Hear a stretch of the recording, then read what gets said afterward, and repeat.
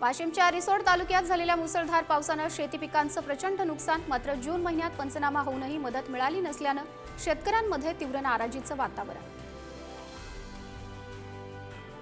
जळगावच्या शिरसोली परिसरात झेंडूच्या झाडांवर शेंड्या रोगाचा वाढता प्रादुर्भाव।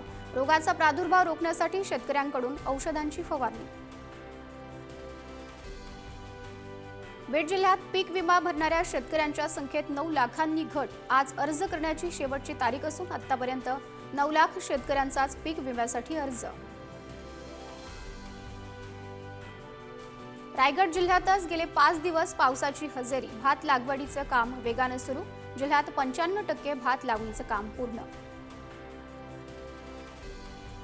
मराठवाड्याच्या 8ही जिल्ह्यात यंदा मुगापेक्षा उडदाचा पेरा जास्त। यंदा मराठवाड्यात उडदाचे सर्वसाधारण क्षेत्र 1,44,431 हेक्टर।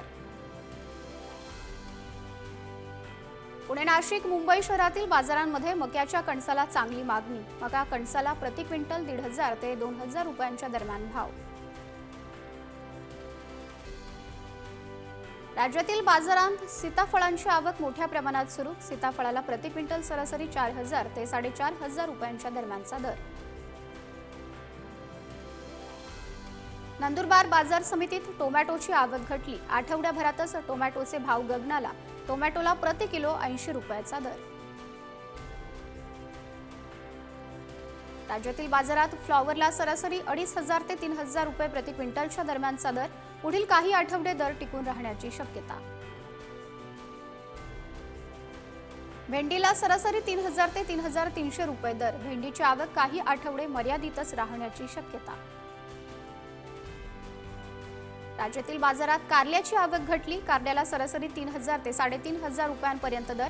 पुढील काही आठवडे दर टिकून राहण्याचा अंदाज। खत विक्रीसाठी राज्यात ई-पास बंधनकारक। 10 ऑगस्ट पूर्वी ई-पास बसवावे अन्यथा कारवाई। अनुदानित खत विक्री करण्यासाठी कृषी विभागाकडून राज्यात ई-पासच्या 29,000 यंत्रांचं वितरण।